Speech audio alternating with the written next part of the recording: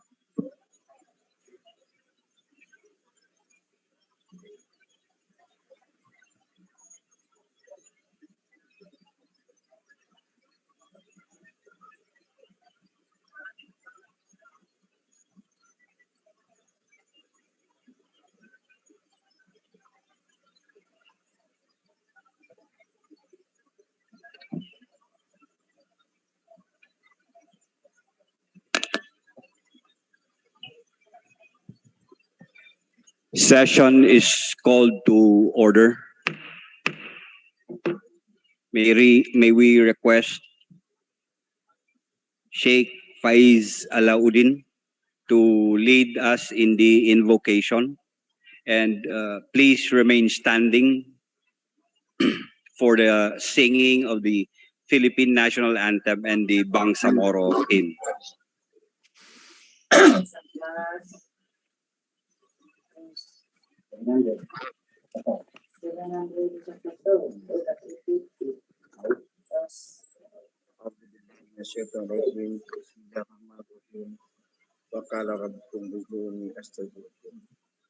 Alhamdulillahirabbil alamin arrahmanir rahim maliki yaumiddin iyyaka na'budu wa iyyaka nasta'in ihdinas siratal mustaqim siratal ladzina an'amta 'alaihim ghairil maghdubi 'alaihim waladdallin. Allahumma ij'alna anfusana wa illam taghfir lana wa tarhamna lanakunanna minal khasirin. Allahumma ij'alna min ibadika faizin waj'alna min ibadika muttaqin waj'alna min ibadika salihin waj'alna min ibadika muqarrabin ya Allah ya rabbal rahimin. Allahumma ij'alna mahbubina fi qulubin nasi ajma'in waj'alna mahbubina fi ahli samawati wal ard waj'alna mahbubina fika ya Allah ya Allah ya Arhamar Rahim. Rabbana taqabbal minna du'ana innaka khairul mutakabbirin wa tub alaina innaka antat tawwabur rahim. Wa sallallahu ala nabiyyina Muhammadin wa ala alihi wasallam. Subhana rabbika rabbil izzati amma yasifun wa salamun alal mursalin walhamdulillah.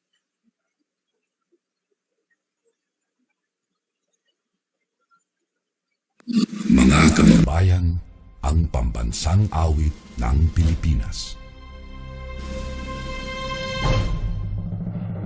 Kayang magiliw, dalas ng sinakalan, alam ng puso, sa dikit mo'y buhay. Lupang hinirang, kuya ka ng magiting, sa manlulupin, di ka pasisigil, sa nagatak tutok sa simoy at sa langit mong pagaw, ay ginatang tulakaw.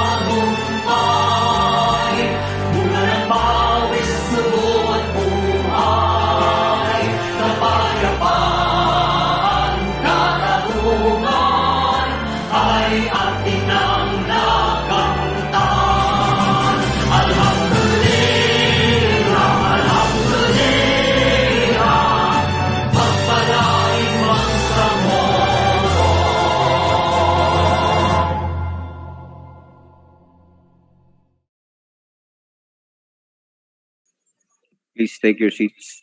Majority Floor Leader.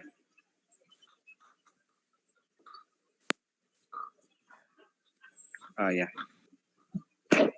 Forgive me. The Secretary General, please call the roll call and determine the existence of quorum. The Honorable Abbas Ahmad, Abbas Zulkarnain, Present, Your Honor. Abbas Basit Sarip, Abu Mujib, Adiyaw Jarur Rahman Nalonto, Ahang Abdullah, Alamiya Laisa, Present. Alauddin Faiz, Ali Ibrahim, Ali Lanang Jr., Ali Edi Mapag, Present. Alil Cesar, Present. Ambuluto Suarto, Ampatuan Baintan, Anayatin Susana, Asmawil Muslimat, Balindong Ali Pangalian, Ara Hamid Aminuddin, Present. Asman Anna Tarhata, Present. Bato Muhammad Udin, Murahan Abraham, Present. Gandao Bay Maleha, Dandamon Latif Maysara, Diamla Musa, Dipatuan Saprula, Ibrahim Ahod, Ismail Haji Abdul Aziz, Gayak Abdullah, Present. Gera Edward, Asim Abdullah, Present. Hasan Atimil, Present. Iqbal Muager, Ismail Rasul, Jajuri Raisa, Present. Jakilan Muslimin, Present. Karon Bainon, Lidasan Mussolini, Present. Loong Don Mustafa, Lorena Jose Ribani, Present. Makako Abdurao, Makapaar Abdullah, Makaraya Jamel, Makasalong Marjani, Mangudadato Dato Kadafe, Present. Mantawil Malik, Present. Astura Dato Tokaw, Astura City Shahara, Present. Mawali Lamil Bahar, Bitimbang Dato Mitpantaw, Mitmog Rasul, Mujahid Abdul Muhmin, Present. Munyos Hussein, Turanon Suwaid, Present. Pakasa Mubayda, Present. Pak Abdul Wahab, Pangandaman Nabila Margarita, Present. Ramos Jamila, Timbang Edrisa Nasser, Sakar Modayaw, Salendad Said, Sali Al Said, Saliga Romeo, Salik Ali, Sangki Ali, Sani Pudukan, Satar Al-Sad, Sema Omar Nasser, Sema Romeo,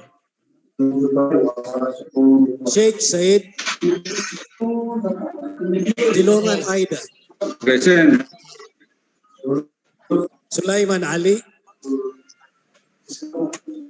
Tago Paisalin, Present, present. Al Nabil, Present.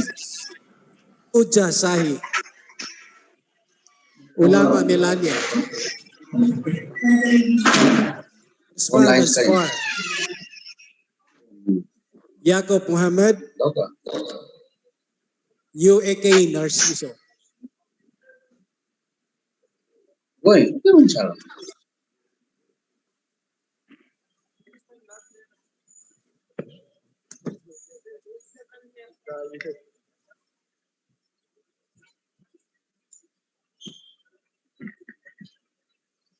Mr. Speaker, after the roll call, out of the 79 members of the BTA Parliament, 22 physically responded to the call and 38 MPs responded via Zoom. Mr. Speaker, we have a total of 60, both physical and virtual. We therefore certify, Mr. Speaker, that there is presence of quorum. Thank you. With the certification of the Secretary General as to the existence of the quorum, we are good to go for today's session. Majority Floor Leader. Bismillahirrahmanirrahim.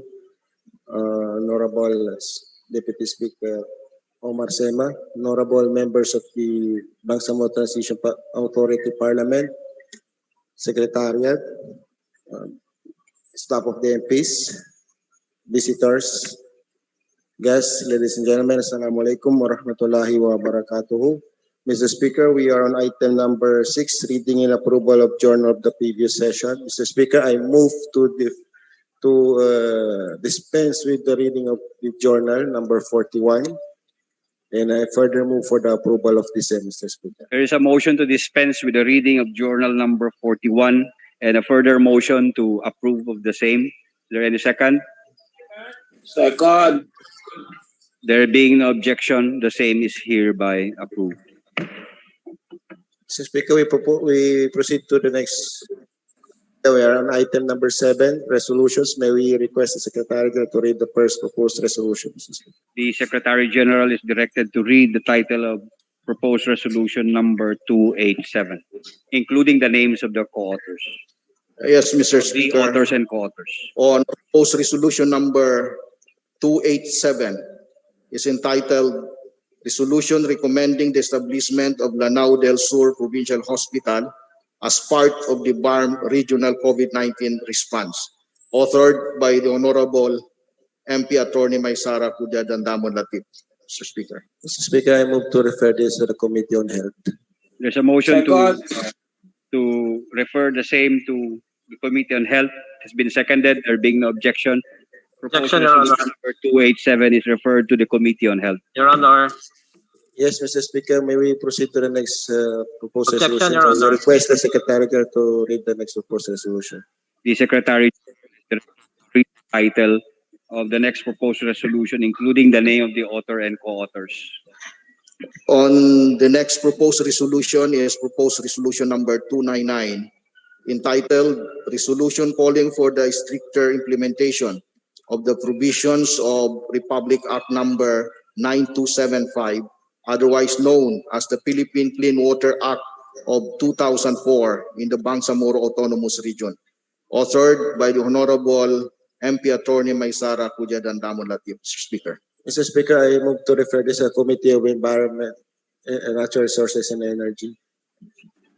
There is a motion to refer the proposed resolution number 299 to the Committee on Environment, Natural Resources and Energy.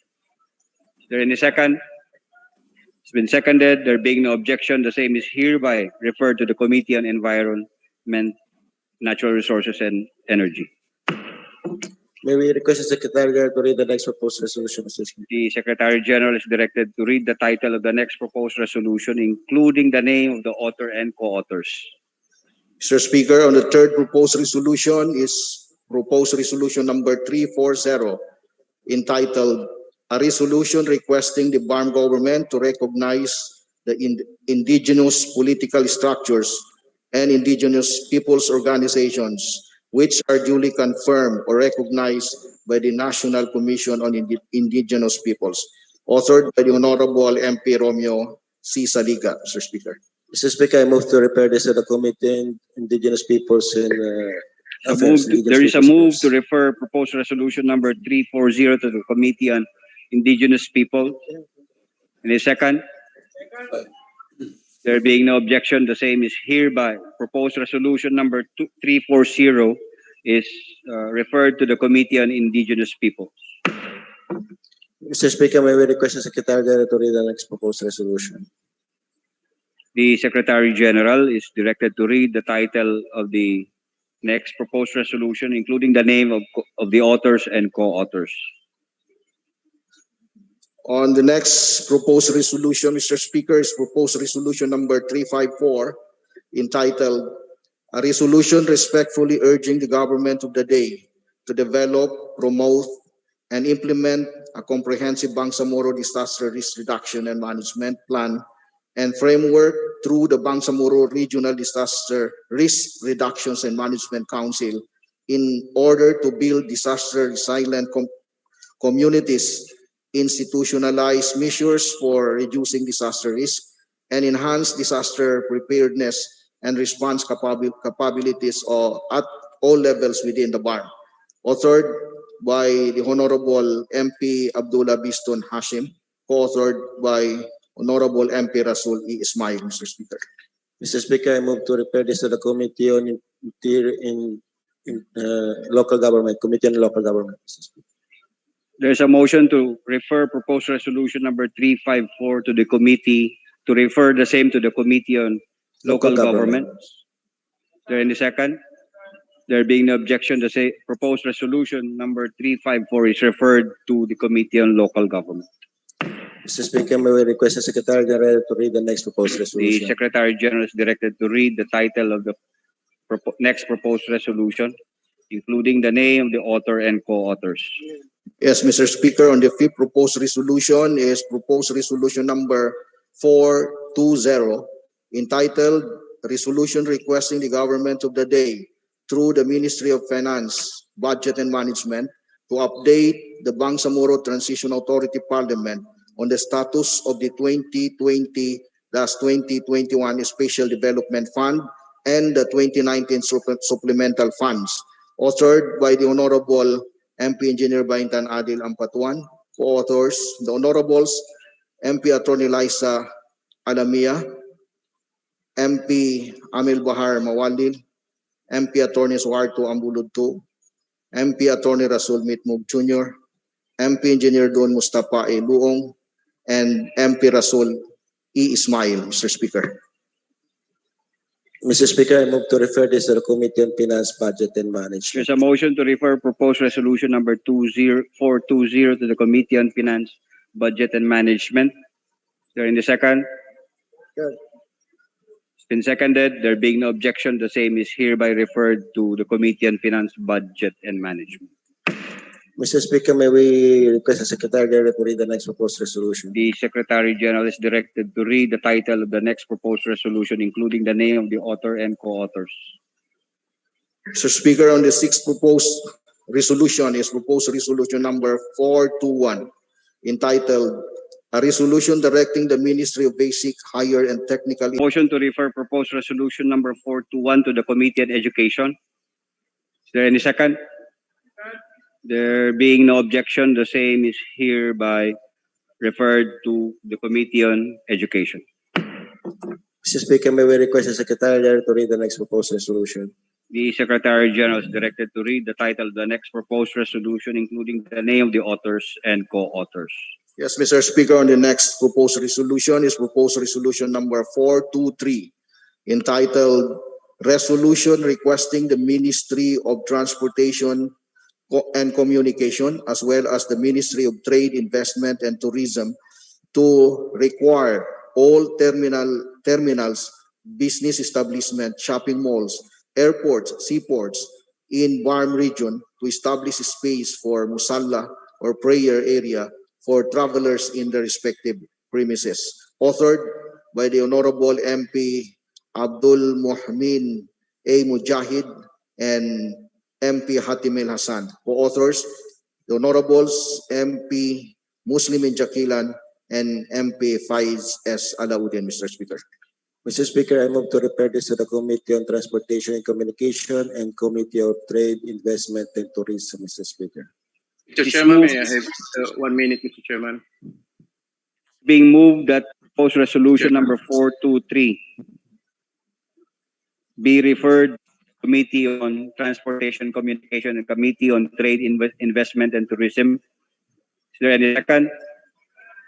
There being no objection, the same is hereby referred to the said committees. Majority Floor Leader.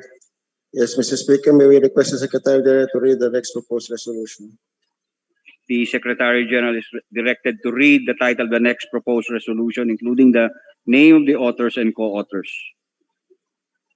Mr. Speaker, next proposed resolution is proposed resolution number 424, entitled Resolution urging the Bangsamoro government through the Ministry of Transportation and Communication to conduct a feasibility study on the possible establishment of an inland waterway transport system for the Ligawasan Mars and other waterways within Maguindanao Province. Authored by the Honorables MP Ali O. Salik, MP Amil Bahar S. Mawalil, MP Jamil de Macaraya.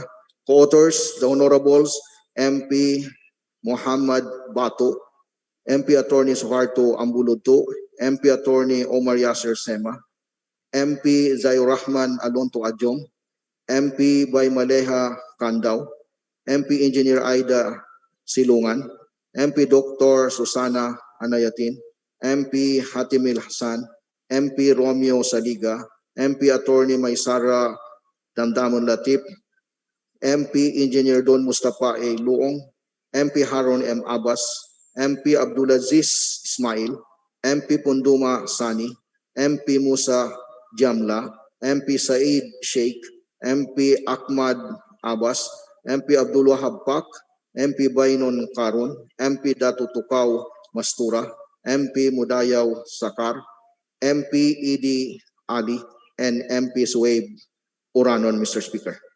Mr. Speaker, I move to refer this to the Committee on Transportation and Communication.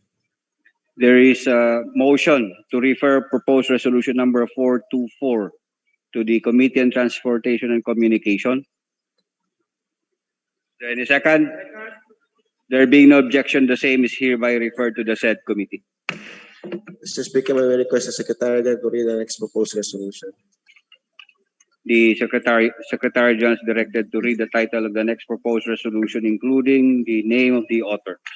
Mr. Speaker, proposed resolution number 429 is entitled Proposed Resolution urging the BTM members of Parliament through the Bangsamoro Transportation Commission and Communications for the transshipment port in the municipality of Sibuto, Tawi-Tawi, and providing funds therefore.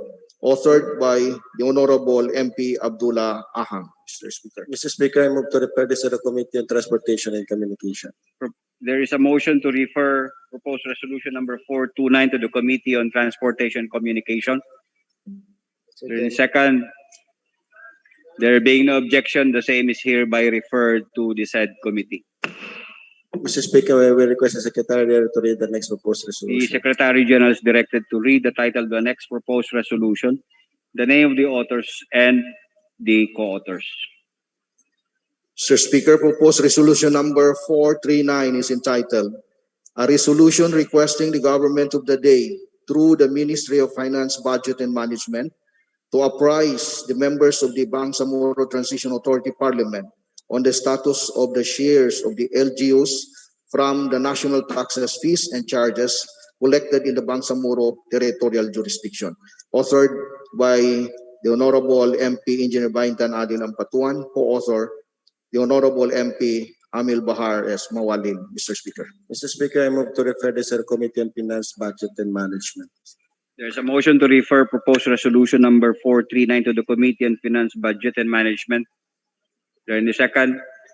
There being no objection, the same is hereby referred to the Committee on Finance, Budget and Management.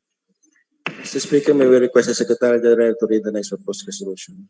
The Secretary General is directed to read the title of the next proposed resolution, the name of the authors, and its co-authors.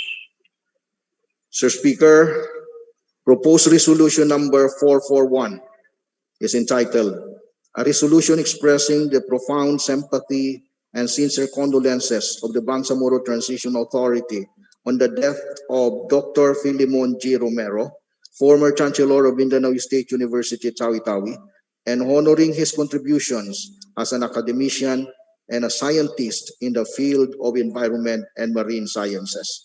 Authored by the Honorables MP Amil Bahar S. Mawalil, MP Engineer Baintan Ampatuan, co-authors the Honorables MP Al-Shaid A. Sali, MP E.D. Ali, MP Attorney Liza Masud Alamia, MP Attorney Suharto Ambuludtu, MP Attorney Rasul Mitmug Jr., MP Engineer Don Mustafa Luong, MP Rasul E. Ismail, MP Abraham T. Burahan, and MP Siti Shahara Mastura, Mr. Speaker. Mr. Speaker, I move to treat this as simple resolution and be transferred for the business of the day. Mr. Speaker, Mr. Speaker, Yes. just a little request to the Secretariat, Mr. Speaker. Mr. Speaker, may I move that the names of my fellow MPs from Tawi-Tawi, MPs Al-Said Sali and MP Eddie Ali be moved as part of the principal proponents of this resolution. Thank you, Mr. Speaker. The Secretariat is directed to take note of the inclusion of the names of the two MPs in the as co-authors of the proposed resolution number 441. Majority Floor Leader, what Yes, is I move to treat this as simple resolution be transferred for the proposed business of the day. resolution number 441 is transferred to the business for the day. Mr. Speaker, may we request the Secretary to read the last proposed resolution? The Secretary General is directed to read the title of the next proposed resolution, including the name of the authors and co-authors. Mr. Speaker, proposed resolution number 443 is entitled Resolution Directing the Ministry of Health to Implement Muslim Mindanao Act, MMA Act number 245, an act upgrading the Tamparan District Hospital into Provincial Hospital of Lanao del Sur, appropriating funds therefore and for other purposes. Authors, the Honorables MP Attorney Paisalin Tago, MP Marjani Makasalo, MP Basit Abbas, MP Punduma Sani, MP Jamila Disimban Ramos, MP Attorney Maysara Dandamo Latif, and MP Nabila Margarita P. Pangandaman. Co-authors, MPs, the Honorables MP Abraham T. Burahan, MP Attorney Nabil Eitan, MP Attorney Omar Yasser Sistema, MP Gaddafi Mangudadato, and MP Attorney Jose Lorena, Mr. Speaker. Mr. Speaker, I move to refer this 443 to the Committee on Health.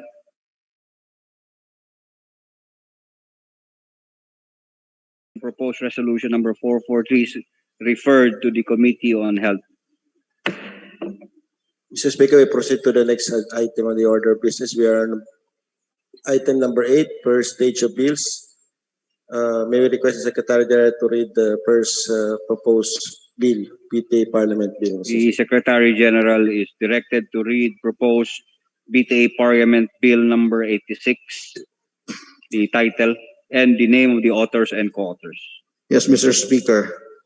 On BTA Parliament Bill number 86 is entitled, An Act Establishing a Special Geographic Area Field Health Office for the Special Geographic Area 63 barangays, which were officially constituted in the Bangsamoro Autonomous Region in Muslim Mindanao, and appropriating funds therefore. Authored by the Honorable MP Jul Carmen Abbas, Mr. Speaker. Yes, Mr. Speaker, this is a private member bill. Any members of the Parliament who would like to be a co-authors of this bill may just raise their hand so that the Secretariat may take note of their names, Mr. Speaker. Those who are interested to become co-authors of this bill, please raise your hand. Mr. Speaker, please include us in the Zoom who are raising their hands. Yeah, including the members of the Parliament who are in Zoom. Just comment in your Zoom. The Secretariat is directed to determine from the Zoom who among the members of the Parliament are interested to co-author this bill.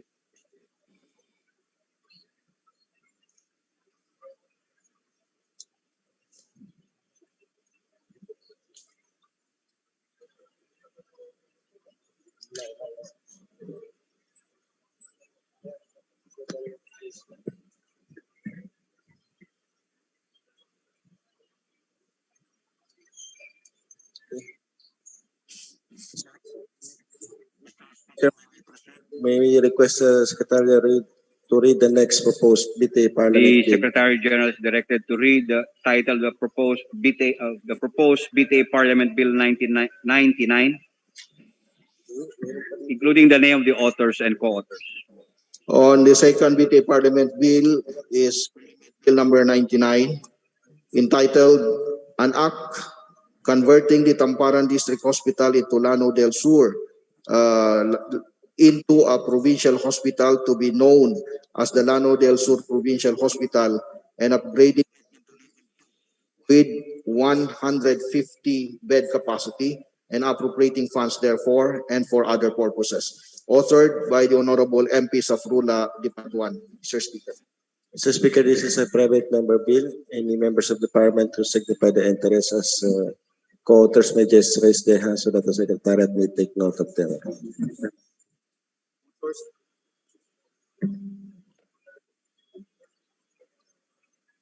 May I clarify, Majority Yes. Floor Leader? There is a previous bill, a previous resolution calling for the implementation of MMA Act on the same subject matter of this Yes, bill. Mr. Speaker. That's the reason why I referred this to the Committee on Health so that this can be discussed thoroughly in the Committee on Health. Whatever may be the actions appropriate to the circumstances, Mr. Speaker. MP Bangsamoro. Thank you, Mr. Speaker. Before I manifest my intention to be a co-author of this proposed bill, may I know if there's an existing provincial hospital already? Because if there is an already existing provincial hospital, then I don't know if we can put two provincial hospitals in one province, Mr. Speaker. Who among the members of the Parliament can answer?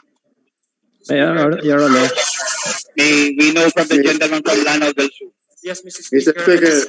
Information, Mr. Speaker. There is already an ongoing construction of a provincial hospital. In fact, the provincial government of Lanao del Sur already allotted 100 million for its construction. Already a land that was already identified, and the provincial government and the regional government is currently having coordination as to how they would lay down the staffing pattern for as a support system from the barn to the provincial level. So there is already an ongoing provincial hospitals now being currently constructed, Mr. Speaker. Yeah, in that case, Mr. Speaker, I think we need to reconsider and maybe the decision might come in the committee level. But just bear in mind that there's already an existing provincial hospital. Mr. Yeah, Speaker. that will be noted and will be referred to the Committee on Health. Mr. Speaker. Mr. Speaker. Mr. Speaker. Yes. Mr. Speaker. MP. May we know who is asking to be recognized? MP Miss, Nabil Tan, Mr. Speaker. MP Nabil Tan is recognized. From the information I gathered, there is no existing provincial hospital in Lanao del Sur. So if they're now preparing or building, that's a construction of infrastructure, but you need to establish by law a provincial hospital so that it will have its own staffing pattern and all the needed things. So we are glad to hear that it's being constructed, but it's not yet established as a provincial hospital. It's an infrastructure that will house the provincial hospital. So there is no existing, Your Honor, to answer the question of my friend, Sister MP Baintan ng Patuan. May we hear again from the gentleman from Lanao del Sur? Agree with the premise of the talk about actual operation of a hospital, then there is yet to be a there's no provincial hospital as of today. If we talk about the actual operation, but the project, the program of project, the project is already 100 million and there's already an ongoing discussion. In fact, the provincial government is just waiting for the certification to its proceed with the actual construction. Then again, Mr. Speaker, I believe this intention of this law is very noble. So I guess we need to, anyway, we will refer this to the committee and we shall discuss as to the viability of providing a provincial hospitals. But all of us will agree that there's really a need for provincial hospitals. It's just a matter of, number one, making it more feasible in terms of resources, etc. If there's an ongoing plan to construct a provincial hospital, then I believe of the proponent of this measure would then agree that the construction of this hospital shall proceed, Mr. Speaker. I do believe as a medical doctor himself, he would certainly agree with the to proceed with the construction of the provincial hospitals in the area that was already determined, Mr. Speaker. Thank you. Anyway, the majority floor leader has already moved for the referral of the same to the Committee on Health and any issue on the Lanao determined at the committee level. Majority floor leader. Yes, may we request the Secretary General to read the next proposed bill. The Secretary General is directed to read the title of the next proposed resolution. Proposed BTA Parliament Bill number 102, including the name of the authors and co-authors. Yes, Mr. Speaker, on the third BTA Parliament Bill number 102 is entitled An Act Upgrading the Existing Balindong Municipal Hospital in Lanao del Sur from its present level 1 with 10-bed capacity into level 2 with 50-bed capacity and appropriating funds therefore and for other purposes. Authored by the Honorable MPs Safrula Dipatuan, Mr. Speaker. Yes, Mr. Speaker, this is a first stage of bills. So, in a private member bill, any members of the parliament who would like to be co-authors may just raise their hands so that it may be recorded by the Secretary, Mr. Speaker. Those who are interested to become authors or co-authors in the next of the said proposed BTA Parliament Bill number 102, you can raise your hands or submit your names to the Secretariat.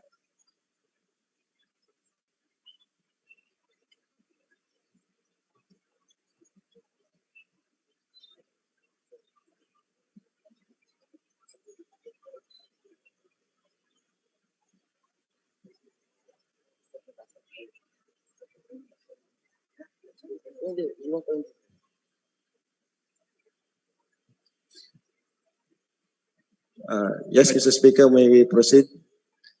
We are on the item number 9, second stage of bills.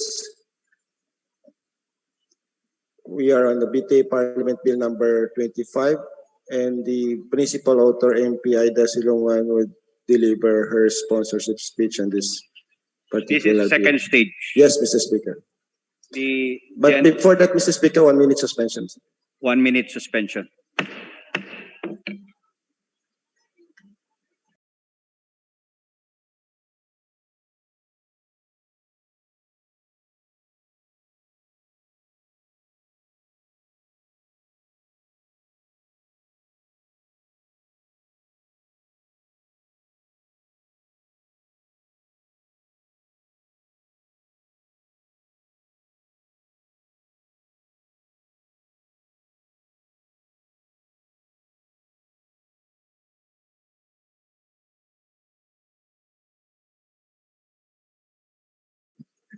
The lady from Maguindanao and North Cotabato is recognized.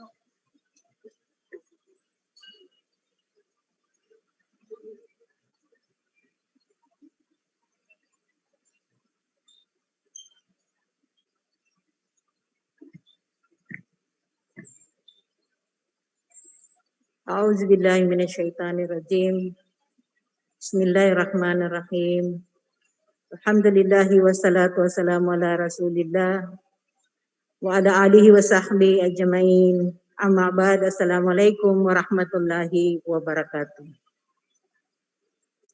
Our beloved Chief Minister of the Bangsamoro Autonomous Region in Muslim Mindanao, Honorable Ahod B. Ibrahim, Honorable Speaker, Attorney Ali Pangalian Balindong, the Majority Floor Leader, Honorable Attorney Lanang Ali Jr., the Deputy Speakers, the Minority Floor Leader, my esteemed colleagues in this august body, my brothers and sisters in the Moro Liberation Fronts and the Social Welfare Committee, to all the Mujahideen and Mujahidats, ladies and gentlemen, greeting of peace to all and good afternoon. Mr. Speaker, for more than 4 decades of our struggle, thousands of our people have become martyrs, orphans, widows, and widowers as a result of a long protracted war for self-determination of the Bangsamoro people. Our struggle had taken many forms and shapes, confronted many challenges and hardships, drove us to peripheries, and deprived us of our precious time to govern ourselves. Mr. Speaker, for more than 4 decades of our struggle, several peace talks, negotiations, and agreements had been forged between the Philippine government and the Moro Liberation Fronts. Several political experiments meant to end the armed conflict and establish an environment of peace had been introduced, but failed to provide a genuine platform for meaningful self-determination of the Bangsamoro people.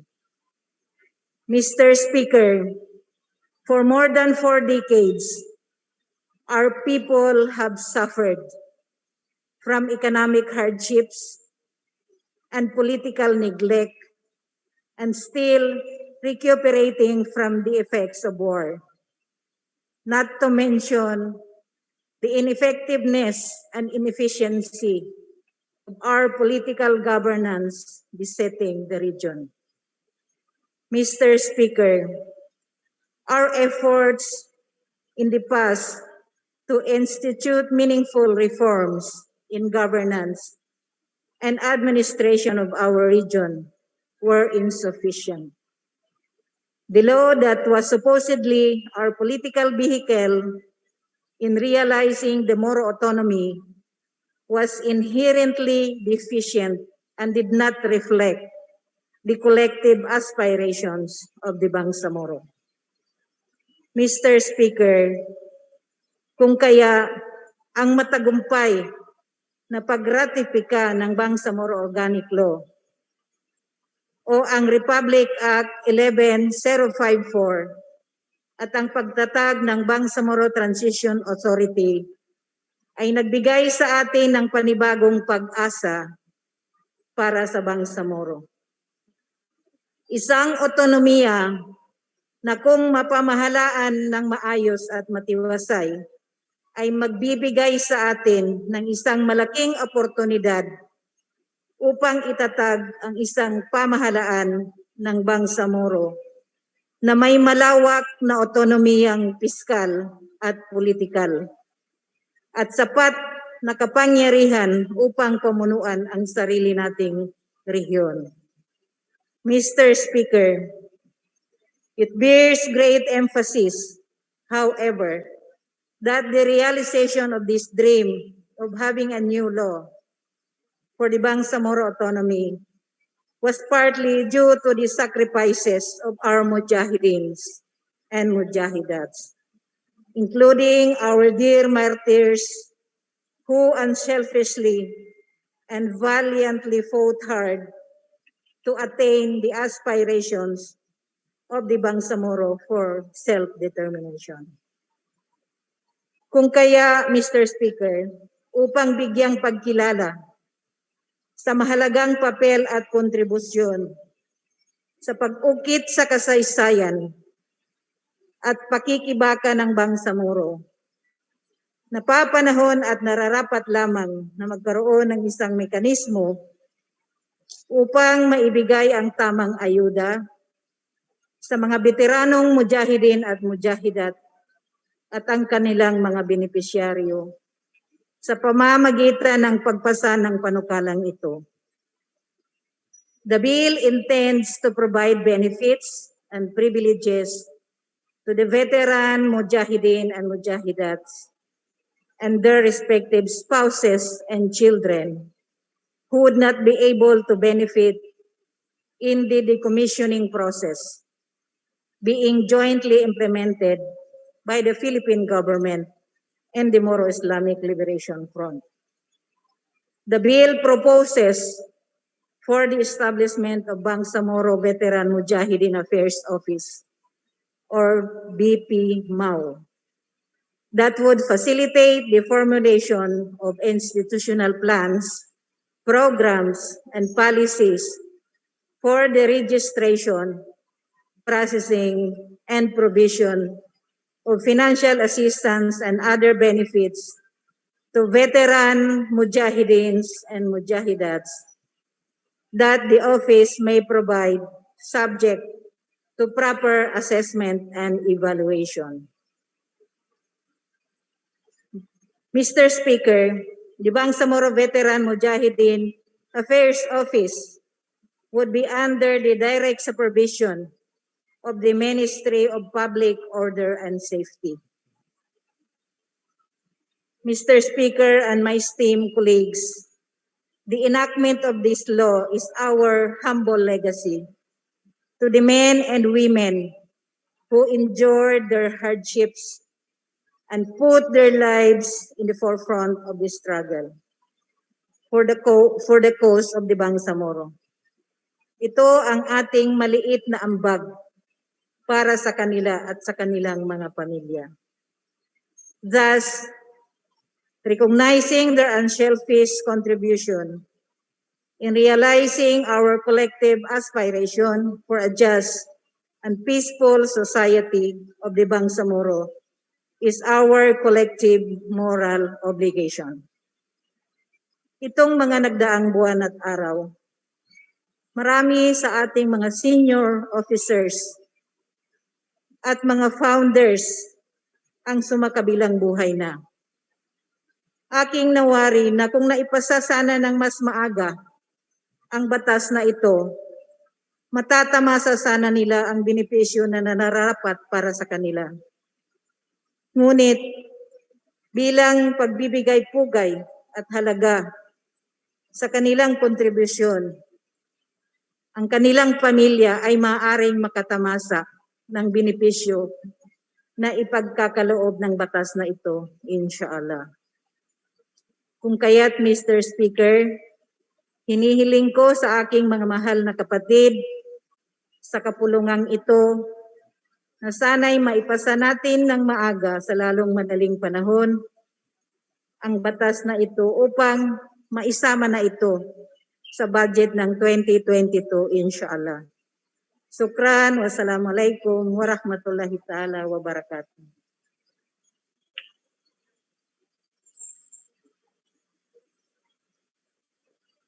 Majority Floor Leader.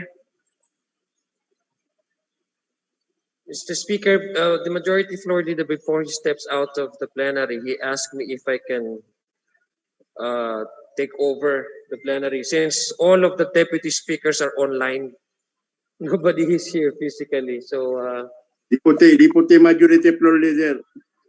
The Deputy Majority are all online. So, Mr. Speaker, that was a authorship speech on second stage for the bill, and I would open for the period of debate and interpellation. If there are no questions, Mr. Speaker,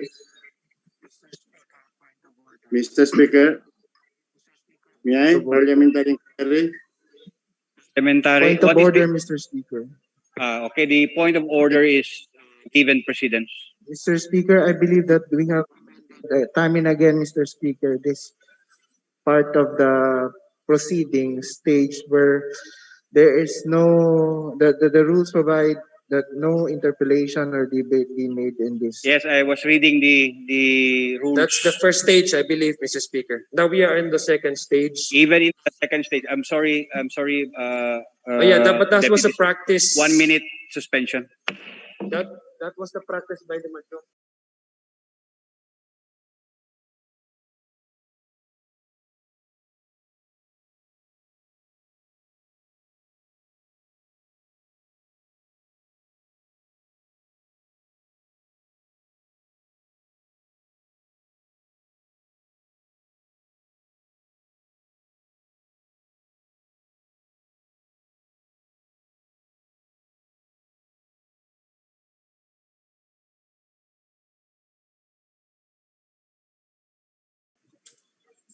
Grabe si MP Toy, dalawa talaga camera mo.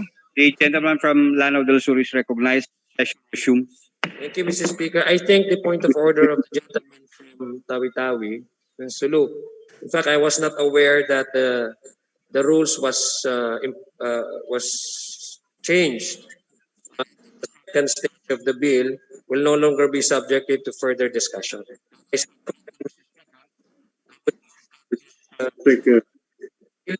Be referred to the Committee on Budget and Finance Management because it asked for an appropriation of funds. Yes. There is now a motion for the proposed BTA bill number 25 to the Committee on Finance, Budget and Management. Is there any second? Is there an objection? Amendment, Mr. Can you remove your mask and your, because I cannot hear you. Propose amendment to the motion, Mr. Speaker. That it be referred also to the Committee on Social Services. I'm amenable to that motion, Mr. Speaker. So may I amend my earlier motion that I would refer this bill to two committees: the Committee on Budget, Finance and Management, and to the Committee on Social Services. The Budget and Finance will be the principal committee to tackle this. Yes, there is a motion to refer proposed BTA Parliament Bill number 25 to the Committees on Finance, Budget and Management, to the Committee on Social Services and to the Committee on Social Services. Is there any second? There being no objection, Second. Name is hereby referred to the said committees. Mr. Speaker, earlier the Deputy Majority Leader was moving for his recognition, Mr. Speaker. Maybe he has parliamentary inquiry, MP Paisalintago. The Deputy Majority Yes, is recognized.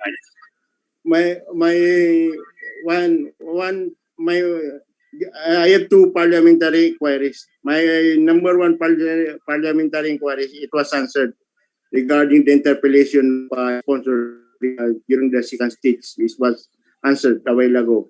My other parliamentary inquiry, is it possible in the second stage of the bill, can we ask the author for our share or signify our intention to be one of the key author if it is allowed?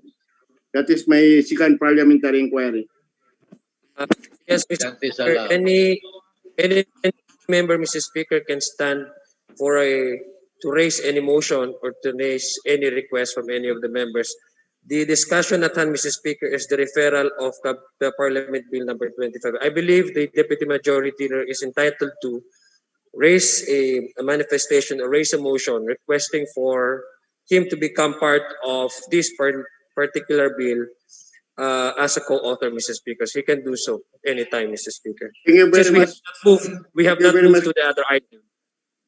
Thank you. Thank you very much. I want to be one of the co-author. Thank you very much. Mr. Speaker, I would like to ask the Secretary to take note of the gentleman's manifestation. The Secretary General is directed Mr. to take Speaker. note of the Mr. Speaker. Mr. the Speaker. Majority Floor Leader. Mr. Speaker. Mr. Speaker. Mr. Speaker.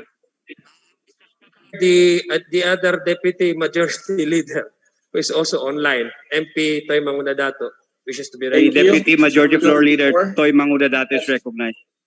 Yes, Mr. Speaker, may I also be a part of that measure which was deliberated just a while ago? I want to be part of that measure as a co-author, Mr. Speaker. Thank you. The proponent, Mr. Speaker, just give a thumbs up sign, so meaning she's amenable to all the requests coming from Zoom. Thank you.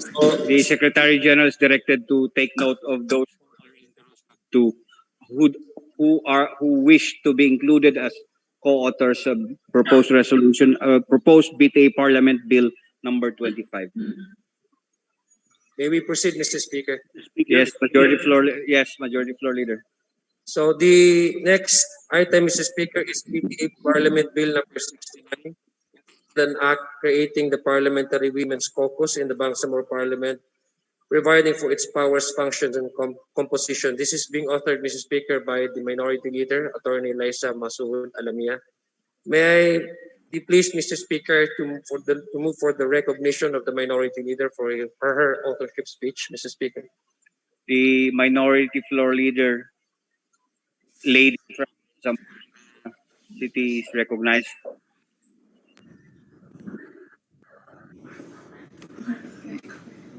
Thank you very much, Mr. Speaker. Mr. Deputy Speaker, acting as Majority Floor Leader. Assalamualaikum warahmatullahi wabarakatuh. In recent years, there has been a lot of discussion regarding equality and meaningful representation in government, especially within the context of our ongoing political transition in the Bangsamoro. As we work towards a truly inclusive regional government, representation must go beyond allocating government seats for marginalized sectors, and achieving equality goes beyond opening up spaces where sectoral representatives can express their views. At the end of the day, ensuring genuine and meaningful representation requires a collective effort to amplify the voices of the marginalized and to lend our strength in support of policies and programs they may want to pursue as they push for the safety and welfare of their community. Mr. Speaker, the data shows us that half of the Bangsamoro region's population is female, babae. However, within the parliament representing the people of the Bangsamoro, only 13 out of 80 seats are held by women. Just one woman for every 5 men in the parliament. Outside of the regional government, women have always stood at the front lines of the struggle for equal rights and representation, and yet opportunities to participate in actual governance and public service remain limited due to an inherently patriarchal system that places a premium on male leadership and female subservience. As we lead the political transition in the Bangsamoro region, we, the 80 members of Parliament of the Bangsamoro Transition Authority, we are in the perfect position to not just acknowledge the need for better representation, but to also act and respond to this need directly. Mr. Speaker, the Women's Caucus Bill hopes to jumpstart better representation of women's issues and concerns in the regional government, including that of children. We filed this bill last year on October 20, 2020, and I'm glad that after 8 long months, this bill is now finally being tackled. This proposed legislation is anchored on the provisions of the Philippine Constitution, which recognizes the role of women in nation building and ensures the fundamental equality of women and men before the law, and of the Bangsamoro Organic Law, which guarantees seats for women both in the Parliament and the Cabinet, as it mandates the enactment of a law recognizing the important role of women and their representation in decision-making and policy-determining bodies of the Bangsamoro government. Mr. Speaker, the Women's Caucus according to the proposed bill, should be constituted within 30 days after the election of the Speaker of the Parliament. It is a platform for women members of the Parliament to consolidate representation for the women's agenda while developing and sharpening a legislative agenda that tackles key issues that primarily concern women, gender equality, gender equity, and gender development. Having a women's caucus in the parliament can help build, mobilize, and solidify political consensus among members of the parliament as it works to pass laws on matters concerning gender, equity, and equality and development. It also encourages the collective and united presence of women in decision-making spaces as they do pioneering work that can aid the elimination of gender-based distinction, exclusion, violence, or restriction through legislation. The Women's Caucus in the Parliament also serves as a venue in which members can advance a broad range of women's issues in the Bangsamoro.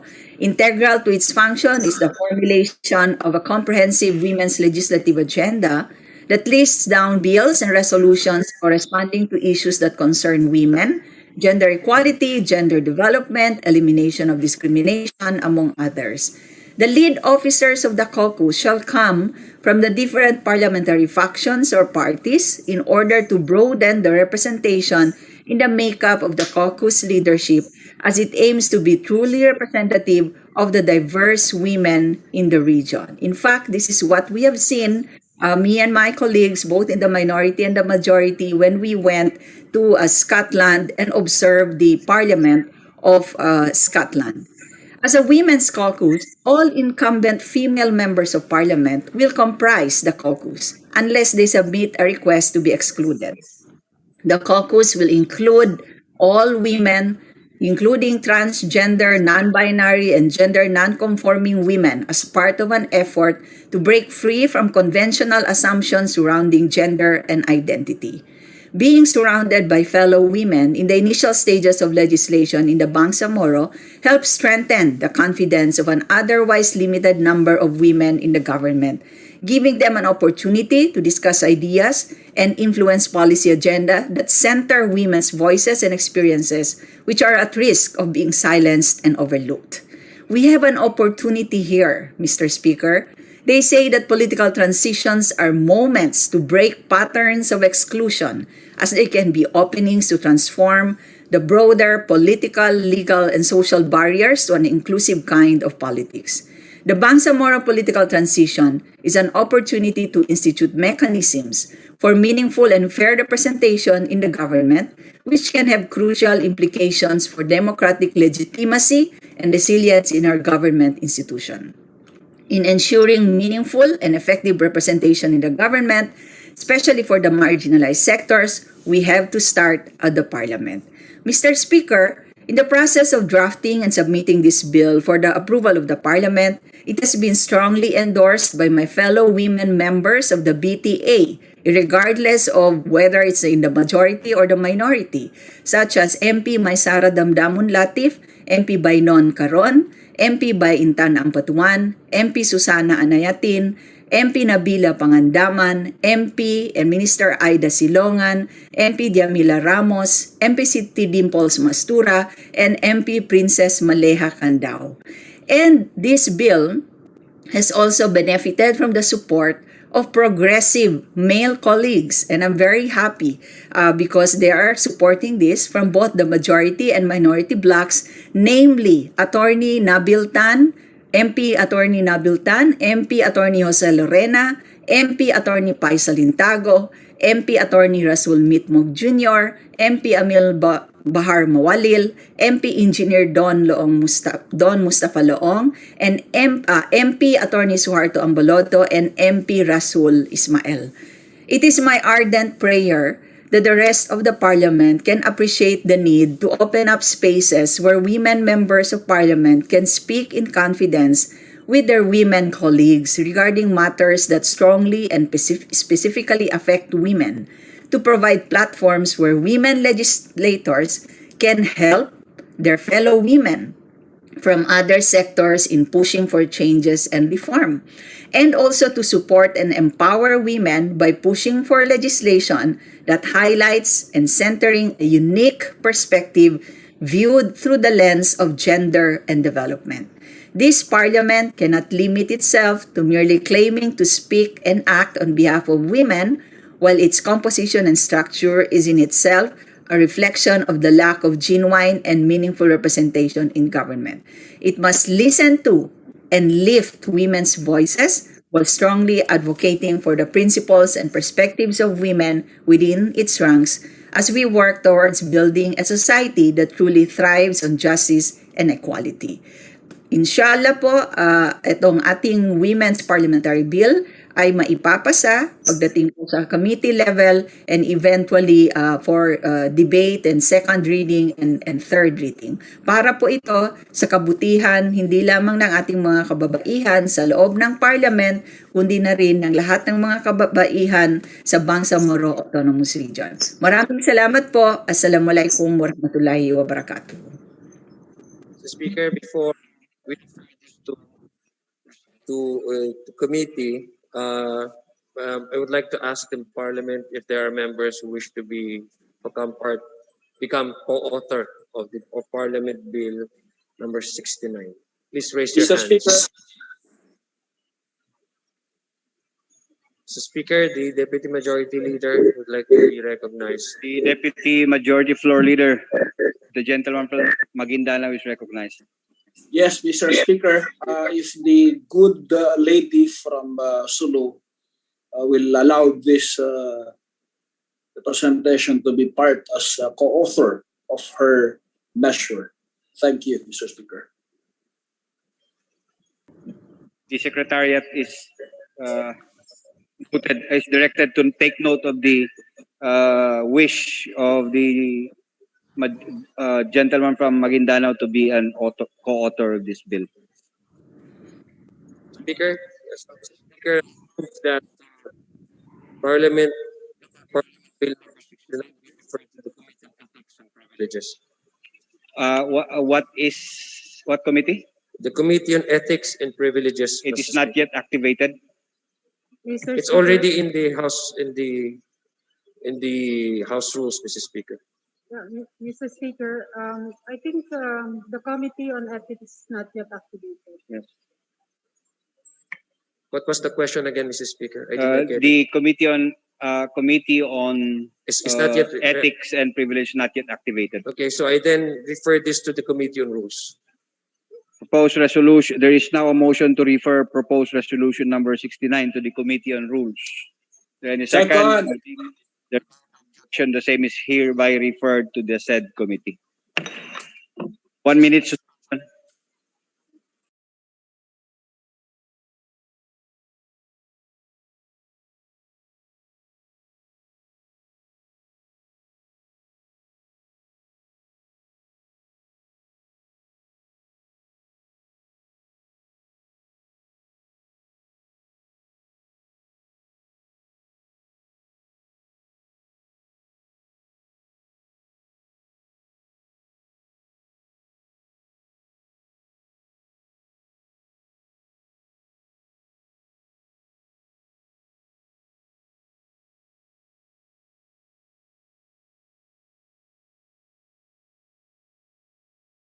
Recess for 15 minutes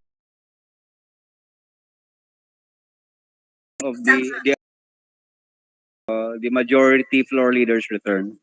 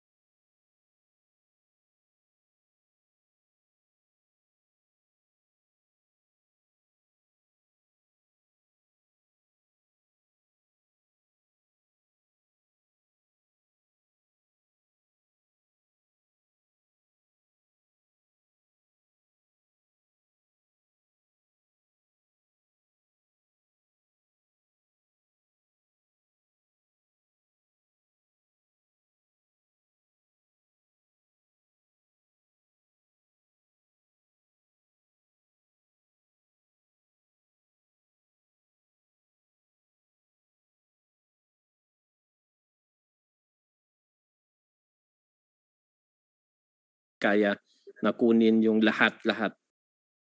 Tapos sa block grant natin kunin.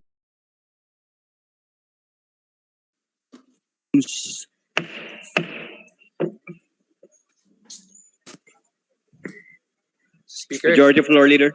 Thank you, Mr. Speaker. At this juncture, Mr. Speaker, I will move for the recognition of the gentleman from Lumbabayabao, Cotabato City, MP Attorney Russell Mitmag, to rise on matter of personal and collective privilege, Mr. Speaker. The gentleman from Lumba, Bayabao, and Cotabato City is recognized. Thank you, Mr. Speaker. I would just like to first courtesies to all of those present here.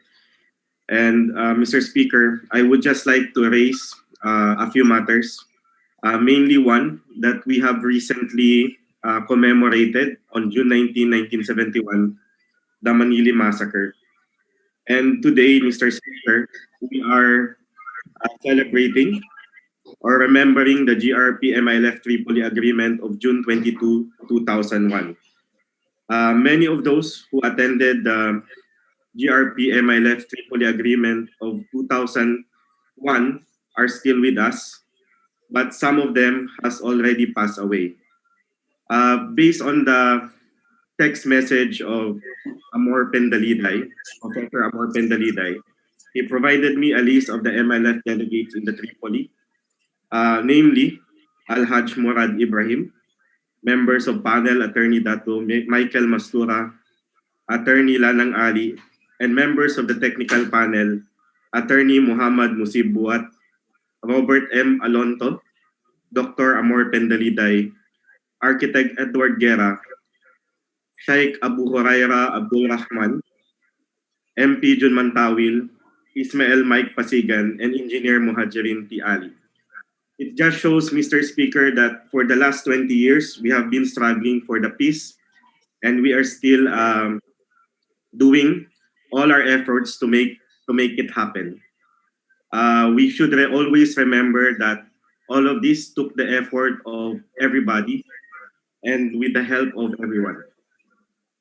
So remembering these two events, Mr. Speaker, it allows us to be proud of our history and to be reminded that always we are doing this for those who came before us and those who will be coming after us. So, Mr. Speaker, thank you for this opportunity and thank you for this moment in time to be reminded that the Bangsamoro history is a very rich history and it is unveiling before our eyes. So we must always strive and uh, be requesting, always praying that Allah subhanahu wa ta'ala will always guide us in all these events. Maraming salamat po colleagues sa pagbigay ng pagkakataon na ma-mention natin itong mga events na to dahil ito po yung mga bagay-bagay na nagbibigay sa atin ng lakas to continue to move forward. Salamat po sa lahat.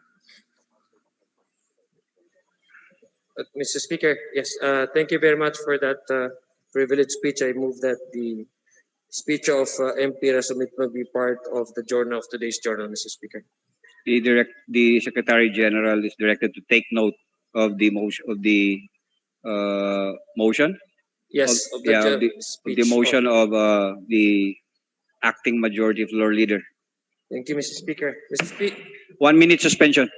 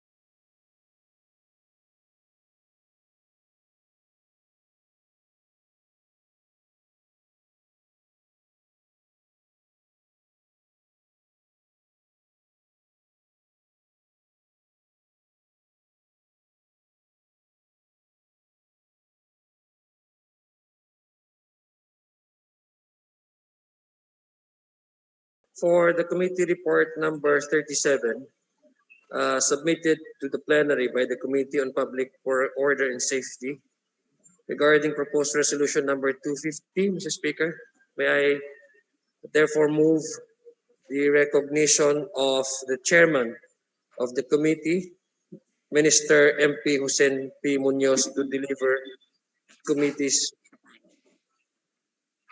The gentleman from the Honorable MP Munoz is recognized.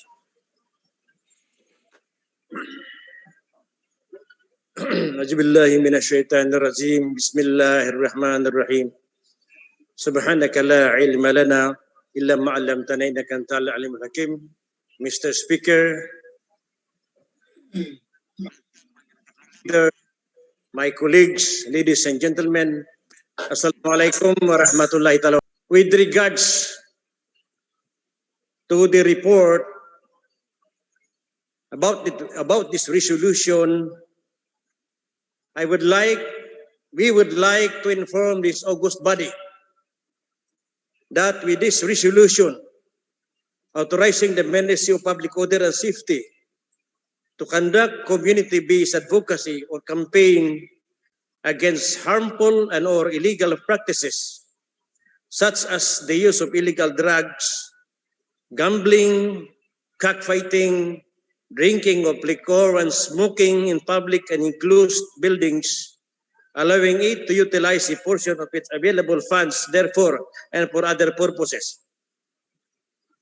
We would like to report to the august body, that we and the Public Order and Safety, for your information, with the adoption of our administrative code, alhamdulillah, we are very thankful, and the provision for the public order and safety is very clear, so that this task on campaign advocacy has been done throughout our area of responsibility. We are doing this already for the past 6 months. And in fact, I was with a group of our team roaming around the island provinces and in the Midland and the 2 districts of Maguindanao, doing all these things because we know this is for the good of the Muslim Ummah. When we can avoid all these things, this will help and fostering the national discipline of our people. We are Muslims, and therefore, I don't like to speak more on this. It is important that we have reported to you. We are already doing this for the sake of our people and because this is our mandate. Wassalamualaikum warahmatullahi wabarakatuh. Thank you. Mr. Speaker, I move for the adoption of committee report number 37 as rendered to us by Minister Munoz. There is a motion to adopt committee report number 37 and the second. Second. There being no objection, the same is hereby adopted. Mr. Speaker, I open the period of debate interpellation. There is now a motion to open the period of debate and interpellation on committee number 37. It's been seconded. There being no objection, we proceed to interpellation and debate. May I move for the recognition of MP Baintan Ampatuan and MP Amir Mawalil in that order? The lady from Maguindanao, followed by the gentleman from Tawi-Tawi. Thank you. They are Thank you recognized. very much, Mr. Speaker. Would the Minister of MPOS allow some clarificatory questions? Inshallah. Thank you, Mr. Speaker. Mr. Speaker, based on the report rendered to us by the Minister of MPOS, you said that they're already doing this campaign for 6 months, Mr. Speaker. Mr. Speaker, if that is the case, do we still need this resolution, Mr. Speaker? Are you the gentleman, the Minister of Public Order and Safety is required to answer the question of the lady from Maguindanao? I think, sir, this is already moved at academic. Thank you, Mr. Speaker, for that candid answer, Mr. Speaker. Mr. Speaker, my next question is, what is the basis particular provision under the administrative code that allowed the MPOS to conduct such community-based advocacy? Mr. Speaker.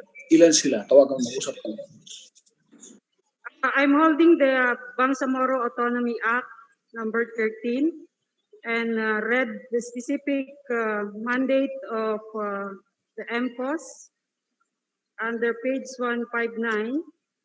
Mr. Speaker, may I ask the good minister what particular provision or what particular powers and functions do they leave this particular provision, Mr. Speaker? Because accordingly, they use the administrative code as basis, and therefore, this resolution is already moot and academic. Madam, first of all, I will not go into the details of this, but suffice it to say that these are Quranic injunctions to all of us to avoid all these things. Quranic injunctions for all of us Muslims in the world, Muslim Ummah, to avoid these things. So I don't need to elaborate further. I understand, Mr. Speaker. Thank you, Mr. Speaker. I understand that we have our own obligation as Muslims in this world. But as government officials and as government employees, all our actions are bounded by the law, Mr. Speaker. And that's why the Bangsamoro Administrative Code was passed into law as our major structure and guidance in our operations in the different ministries and offices of the Bangsamoro government. My question, Mr. Speaker, is on the premise of the legality of the actions that were undertaken. I'm not saying that it is illegal. What I'm saying is we just want to put the context because the first resolution, you ask the authority of the BTA, of the parliament. And that's why if you ask the authority, that means to say that you don't have the authority. Yes, and now, I want to clarify, and this is actually, I'm not saying what you have done is wrong, what you have accomplished so far is wrong, but we just want to clarify the foundation of the actions that have been undertaken, Mr. Speaker. Madam, we are about 9 and a member of the Statutory Committee. We have Attorney Ambuludto in the group. We have MP Don Long. We have Sultan Rimbang. We have MP Jamla as a member of the group. And if they can see something about this, they are welcome. I will not delve into the details of this, but I stand corrected anyway. We are for the interest of the Bangsamoro, which is legal, moral, and which is beneficial to all of us, not only Muslims, the IPs and the Christians. We support in that program, inshallah. Thank you, Mr. Speaker. The question remains as a question, Mr. Speaker, because it will be the foundation and basis of everything that we do, Mr. Speaker. And I think that should be put into record that at any given time, it should be answered, Mr. Speaker, because it's the prerequisite to everything we do. My second, assuming that everything is all right, Mr. Speaker, I would like to ask, Mr. Speaker, what do you specifically mean when you say community-based advocacy and campaign against harmful and illegal practices, Mr. Speaker? And I want to relate with this particular actions to the programs of the Philippine National Police, Mr. Speaker. The next question actually is what is the interface between the PNP on this matter, Mr. Speaker? My companion, MP Long, will have to, have something to say. Thank you, Mr. Speaker. I think, Mr. Speaker, what the chairman of the committee was that this resolution number 250 was filed on August 27 prior to the passage of the administrative code, meaning prior to that, the public order and safety did not have any clear mandate nor budget. So what the chairman, Minister Munoz, meant is that when the administrative code was passed, powers and functions of the MPOS included, among other things, the coordinating mechanism with the security sector, community-based early warning, evaluation of peace and security situation, programs for sustainable peace and development, effective settlement of family feuds and RIDO, implement laws and programs in the arm concerning peace, public order, and safety, which is very general, which may already include this subject, Mr. Speaker. And that is why, based on the Section 3 of Title 10, the issues being raised in this resolution can already be included in the wide scope of item H and item G of the admin code. And that is why the chairman is saying that this is already moot and academic and may already be archived and need not be passed as a resolution by the parliament, Mr. Speaker. So you're withdrawing? Mr. Speaker, Yeah, Mr. Speaker, I would may, like before to... before I allow to further her her inquiry, Mr. Speaker, may I ask MP Don Loong, was he speaking as an author? Because there was even a mention about archiving this resolution. So may I ask either the chairman, would you allow MP Don Loong, Minister Munoz, to speak for you?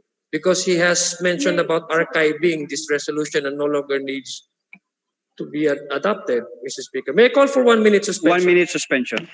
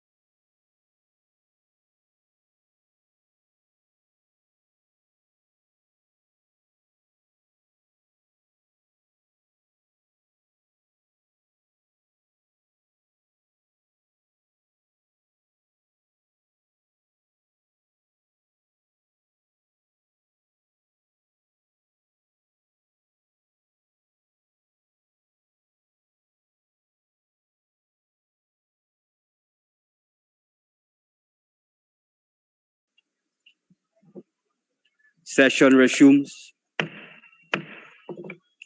Majority Floor Leader. Mr. Speaker, may I further move to recognize, may I allow the lady from Maguindanao to continue her inquiry, Mr. Speaker. Yeah, the lady from Maguindanao still has one question. Actually, Mr. Speaker, I have pending question, but since the proponents mentioned earlier that the proposed resolution is already moot and academic, I'd like to ask one particular question: why it became moot and academic, Mr. Speaker? You may proceed. Yeah, Mr. Speaker, I would like to ask. I think the gentleman from Sulu, the co-author, should also stand in the rostrum so that he can assist the chair in answering the questions. The gentleman from Sulu, MP Don Loong, is required to stand with the chair. Yes, Mr. Speaker, I would like to reiterate my question that it was pointed out earlier by the proponents that the proposed resolution is already moot and academic. My question, Mr. Speaker, is why it became moot and academic at this point in time. Ma'am, this was overtaken by events. Yung admin is came later. So that's the whole situation that confronts us. Mr. The admin Speaker. admissive code came later. Yeah, Mr. Its Speaker, adoption, yes. may I know when the resolution was filed and when it was discussed at the committee level, Mr. Speaker? Because the reason is moot and academic. August 27, 2020, Madam. That was the filing, Mr. Speaker. When was the resolution was discussed in the committee level, Mr. Speaker? August 22, yung passing of the... Yes, August 27 yung adoption niya. But we pass it on August 22. Yeah, that means to say, more or less you filed the resolution was filed earlier than August, Mr. Speaker. And right now we are already June 22, 2021, Mr. Speaker. My question, Mr. Speaker, is what took time, what is the reason why the committee report took time to get back to the plenary, Mr. Speaker?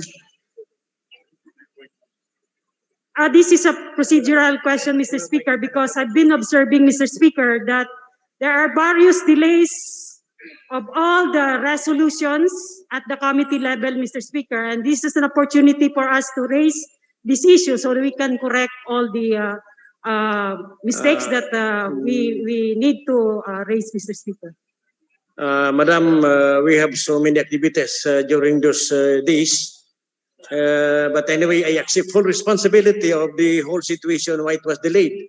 Because we have so many tasks at hand. We were there in the island provinces together with our people. And we also work in the outside of BARM so that we can maintain peace and order. And our brethren, the 2 million Bangsamoros outside of BARM, are given proper information. So we have to roam around those areas. So we accept full responsibility of the delay. Thank you, Mr. Speaker. One last, Mr. Speaker. One last question. Yes, Mr. Speaker. We know that the Ministry of Public Order and Safety has a lineup of activities as an executive office, Mr. Speaker. With the explanation given earlier, Mr. Speaker, I would like to ask the chair of the Committee on Public Order and Safety if they can still, or if he can still deliver the mandates and functions expected of him as a committee chair of the Committee on Public Order and Safety, given that you have 2020 and 2021 funds that needs to be implemented within the year, Mr. Speaker. Ma'am, we will do our best, inshallah. Mr. Speaker, one last follow-up, Mr. Speaker. My last question, Mr. Speaker, is do you still feel or do you still recommend that the committee chair of a particular ministry or a particular sector be the minister of a particular sector? Mr. Before, Speaker. I think the Minister of Public Order and Safety has already answered that they will do our best. But I think your question can now be addressed to the entire Parliament. Yes, Mr. Speaker, that's precisely. This is not personal to the committee chair of the MPOS because, Mr. Speaker, we've been observing that the committees are not functioning well, Mr. Speaker. You can argue me, but based on records, Mr. Speaker, we need to rectify all these concerns, Mr. Speaker, as early as now, Mr. Speaker, because we have barely less than a year to complete our job, Mr. Speaker, as prescribed by Article 16, Mr. Speaker. Thank you very much, Mr. Speaker. I will give you the privilege of what you have said. The Secretariat should take note of the statement of the lady from Maguindanao. 1 minute suspension.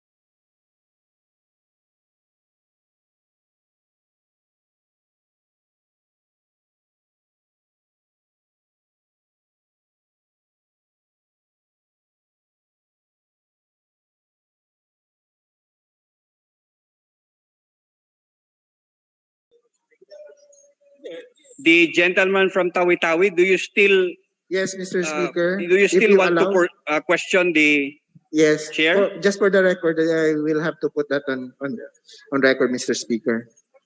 The Minister of Public Order of Safety still required to answer the questions of MP Mawalil. May I remind the gentleman from Tawi-Tawi that the proponents have already declared that the proposed resolution is already moot and academic, and they are amenable to archiving the resolution. I understand that, Mr. Speaker. However, I will just have to note this since we are approaching budgets deliberation. Will the proponent of the measure resolution, Mr. Speaker, yield the floor for some clarificatory questions? Will the chair of the Committee on Public Order Safety yield to the questions of the interpellator? Mr. Speaker, Yes. Thank you, Mr. Speaker. As far as I know, the good proponent is also the Minister of the Ministry of Public Order Safety. Am I right, Mr. Speaker? Yes. Mr. Speaker, under Bangsamoro Appropriation Act 2021, how much is the budget of the MPOS?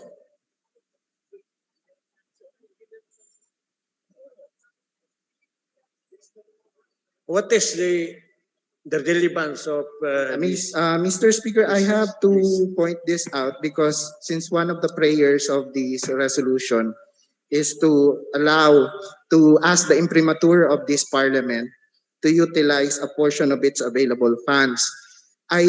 Because for me, more than anything, this is an appropriation issue, Mr. Speaker. So I will have to ask if, although it was already withdrawn, what was the intention of the good proponent? What particular portion of the budget when he said available funds? Portion of the available funds. The chair of the committee. Yes. During those days, all programs needs money, so to speak, so that in this ministry, we need funds for our programs and projects. Thank you, Mr. Speaker. Last question, Mr. Speaker. I just have to put this on the record. I believe that the proponent admitted earlier that this resolution was initiated some August of last year, and it could have been integrated into the budget preparation for the 2021 fiscal year. My point, Mr. Speaker, if I do support this measure, but however, if we can do this in a manner that will exhibit our prudent fiscal ability, perhaps the good minister can lobby to the rest of the parliament what are his priorities for the next school year so that we will not be ending up amending. For me, this is a realignment if we approve this resolution. And another question is, can a mere resolution realign, do a realignment of the budget, which is the Bangsamoro Appropriation Act? Yeah. That is all, Mr. Speaker. Thank you. Thank you, MP Mawalil. Majority Floor Leader. Mr. Speaker, I move to archive the particular measure, Mr. Speaker. There's a motion to archive the committee report number 37 and proposed resolution number 250. Is there any second? It's been seconded. There being no objection, the committee report number 37 and proposed resolution number 250 are hereby archived. Mr. Speaker, we proceed to the business for the day. We have one. Proposed resolution number 441, Mr. Speaker. May we, I move to open the period of interpellation debate. May we respectfully recognize the principal author of this particular message, Mr. Speaker. MP Amir Mahal. The gentleman from Tawi-Tawi is recognized. Mr. Speaker, thank you for the recognition. However, may I appeal that if I can share the floor with the good gentleman from Tawi-Tawi, the former Chancellor of MSU, our fellow MP Eddie Ali. So, Mr. Speaker, I plead that this August Chamber pays its respect to one of our esteemed scholars, a scientist who passed away recently. And I appeal to this body that we approve this resolution in honor of his contribution to science and uh, and the academe, and as well as to the Bangsamoro Society, Mr. Speaker.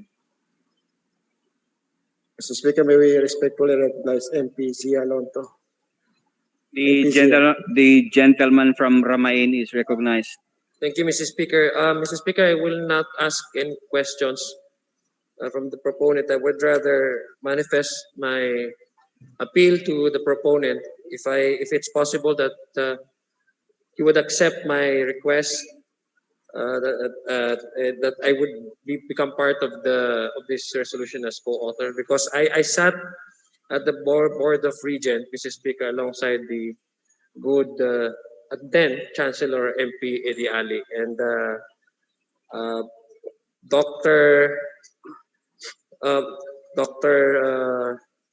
Romero was familiar to me during my stay at the Bureau Board of Regents. I would like to personally request the author, if possible, that I be part of this resolution as co-author, Mr. Speaker. Thank you. Gladly, Mr. Speaker. Mr. Speaker, Mr. Speaker, may we respectfully recognize MP Eddie Ali, Mr. Speaker. The other gentleman from Tawi-Tawi is recognized. Thank you, Mr. Speaker. Thank you, Brother MP Amir Mawalil, for giving me the opportunity to say my piece on Brother Dr. Filimon Romero. Fellow colleagues in the Bangsamoro Parliament, together with MP Amir Mawalil, we would like your support to approve this resolution. But may I simply mention that Dr. Filimon Romero, his academic career in MSU Tawi-Tawi is renowned, notable, and outstanding. Dr. Romero earned a PhD in sonography from the University of the Philippines. He was former chancellor of Mindanao State University at Tawi-Tawi campus. He is professor emeritus. He is widely considered not only in the Philippines, but in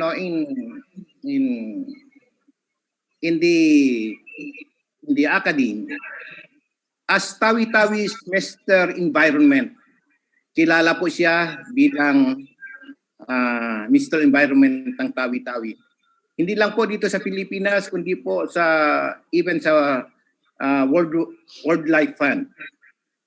And siya po ay nakatapos ng kanyang bachelor's degree sa AB Liberal Arts at the Notre Dame of Holo College as summa cum laude. And he has been a Protect Wildlife Tawi-Tawi site coordinator ng Development Alternative Incorporated since 2016 until his death. And as site coordinator, he was providing technical assistance in the formulation of operational policies and guidelines to protect wildlife in Tawi-Tawi. He has worked with the Philippine Environment, with the Foundation for the Philippine Environment, for which I was also vice chairman of the board of trustees of the foundation. He was working with the Philippine Eagles Foundation. He was project manager of the Tawi-Tawi World Wildlife Fund, and later became consultant to the WWF Philippines. Dr. Romero started his career at the Mindanao State University when he was tasked to establish the community high school in Bato-Bato, Panglimasugala in early 1970s. So, ang kanya pong lifetime contribution, kung tinatanong siya, it is because of his contribution as being a mentor. His more than 40 years of teaching started, napunta pa po siya, nagturo doon sa Cagayan de Tawi-Tawi. Ngayon ay Mapon na ang tawag natin. In 1968, pagkatapos po niya, when he graduated from Notre Dame of Jolo in 1968, pumunta po siya sa Cagayan de Tawi-Tawi at nagturo po doon sa Notre Dame of Cagayan de Tawi-Tawi. So, aking mga kasama sa Bangsamoro Parliament, ang mga nagawa ni Dr. Romero, hindi lang po kilala sa Tawi-Tawi, hindi lang po siya kilala sa Pilipinas, hanggat sa labas ng Pilipinas, kilala po si Dr. Romero. Kaya ito po, kami ay humihingi sa inyong approval na ipasa natin po ito, ang resolution na to, bilang pagkakilala sa mga nagawa at contribution ni Dr. Romero. Maraming salamat po sa mga kasama natin sa Bangsamoro Parliament. Thank you po, Mr. Speaker. There being no other MP, I would like to... Mr. Chairman, Mr. Majority Leader. Mr. Speaker. May we respectfully The recognize... gentleman from Sulu is recognized. Thank you very much. May I associate myself with the resolution? Dr. Filimon Romero, having been a friend for a long time, and in fact, when he was invited as speaker or attended a conference in Africa, I was then going to Libya to another conference also, and I'm amazed by the gentleman, very humble and very good at his work. He does his work without fanfare at no air of arrogance. So I appreciate the man, and may his work speak for him. And I would like to associate myself with, if the author will so allow, I'd like to associate myself with the resolution. Thank you very much.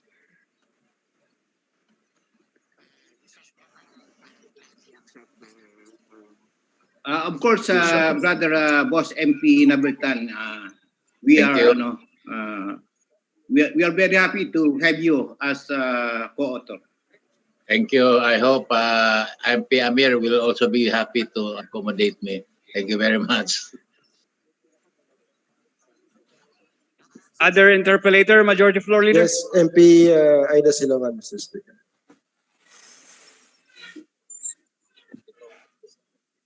Yes, Mr. Speaker, I would like also to be included as co-author of this resolution.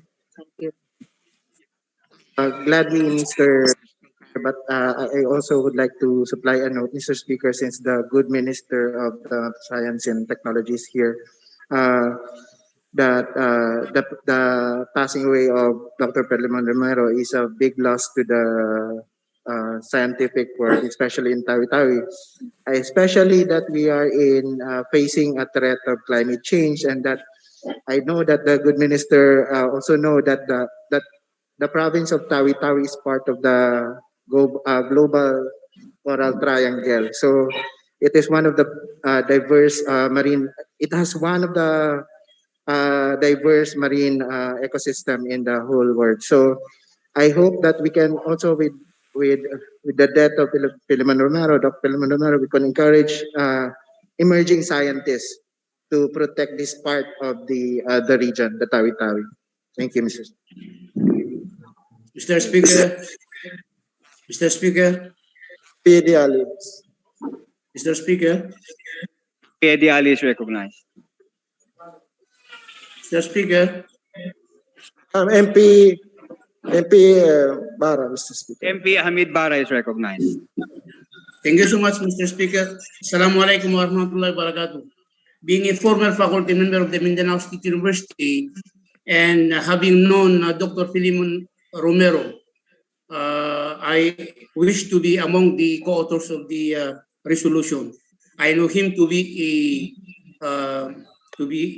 a person who is among those who had given name to the Mindanao State University as a scientist, as an environmentalist. So, Mr. Speaker, I wish to be associated with this resolution. Thank you so much. I accept, Mr. Speaker. Majority Floor Leader, Yes, Mr. I think we Speaker, can close the period of I move interpellation. to close the period of amendment and interpellation, Mr. Speaker. There's no MP Anayati, Mr. Speaker. The lady from Maguindanao is recognized.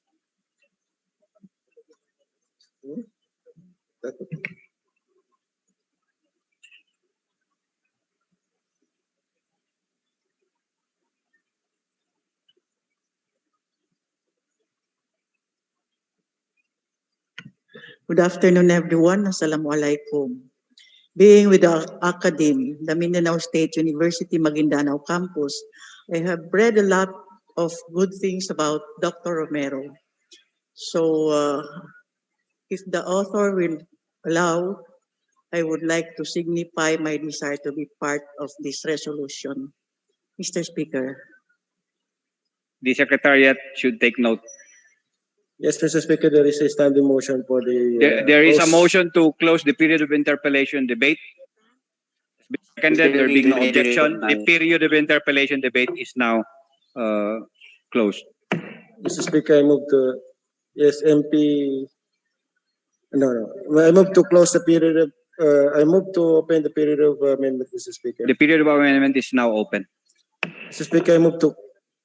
Mr. Speaker, period of amendment, may we ask, Mr. Speaker, that all those names, all those members who signify their intent to be co-author and thus accepted by the proponent be included officially. What say you, author? Because to amend the co-authorship, Mr. Speaker.